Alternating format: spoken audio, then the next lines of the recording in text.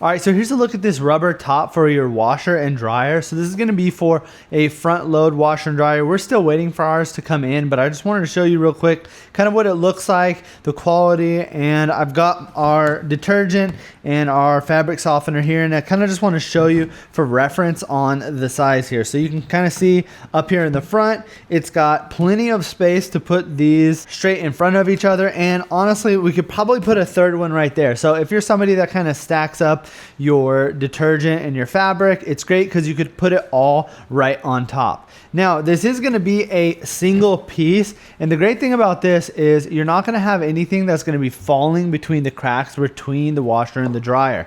I've seen some of the other ones on Amazon, and they are more like two single pieces that go on there, but I feel like you might as well just go for the longer one because it's also going to give you space in the middle as well. So let's say you've got your detergent and you want to kind of put it here in the middle. You're able to do that because this is covering both the washer and the dryer, and there's no space in between. Plus, at the side of it, there is also a bit of a lip right there, and if you did get the two pieces, that lip would kind of cut into your space as well. So speaking of the lip, it's also great because if there are any liquids or water or anything like that that's going to be on top of here, it's all going to be withheld inside of the mat, and it's not going to fall off down onto the ground. Now the pattern of this, you can see it does have a little bit of texture to it, which is nice. It's going to give it a little bit more grip, and honestly, it just is going to look more premium and not as cheap.